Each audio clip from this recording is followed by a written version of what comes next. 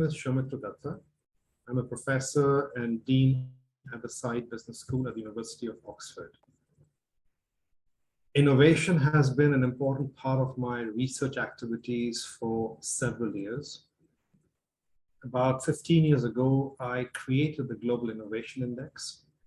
The Global Innovation Index was an attempt to better quantify and better support the policy making around innovation strategies at a national, regional level. I'm very pleased that the Global Innovation Index was adopted by the United Nations, and now it is published by the World Intellectual Property Organization based in Geneva, Switzerland, for the last 12 years.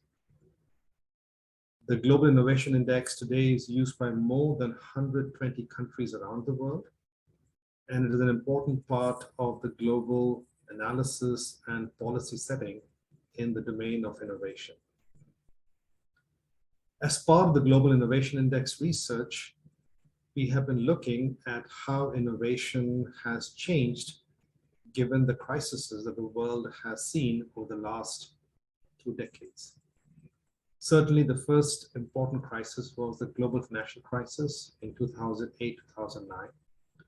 And what our analysis and research shows is that despite decreases in government spending on innovation, the business spending on innovation, in fact, kept pace, and in fact, in many countries increased over the succeeding 10 years.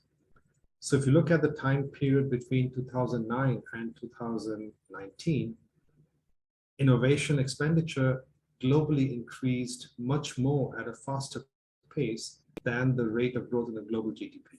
So it was a good period for innovation. Similarly, of course, when we had the pandemic in 2019, 2020 and beyond, there were a lot of concerns about how that would impact innovation. The data from that is still incomplete as we are in the early stages of coming out of the pandemic. But all our research indicates that innovation is still going strong.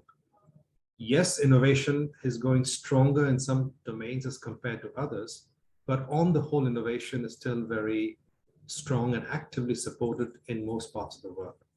Some sectors like healthcare and information technology, software services, and even IT hardware have seen tremendous boosts in innovation spending and R&D spending over the last, I would say, 2-3 years. So on the whole, in general, we feel very optimistic that innovation is going to continue strong over the next few years, and we will see continued increased spending on innovation by both the private and public sectors. At Oxford University, we are doing a lot of work, a lot of research in innovation and entrepreneurship. Oxford is very famous. In fact, in the pandemic, the whole effort around entrepreneurship and research and vaccines in Oxford has been at the forefront of the global news. But even in the Saïd School, we have a number of programs ongoing in supporting entrepreneurship amongst students and in building links across the university. For example, we are part of the Creative Destruction Lab. This is a grouping of organizations around the world focusing on trying to look at disruptive breakthrough innovations in different sectors.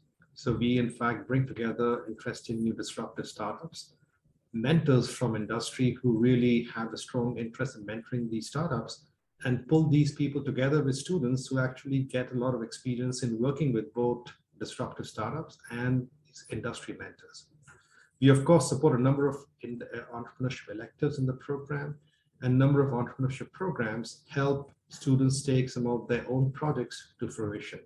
London is a domain where there's a very active entrepreneurship community. A lot of support of venture capital is also present in the region. And so Oxford is really tightly embedded inside this whole active entrepreneurship and innovation ecosystem inside London, around London.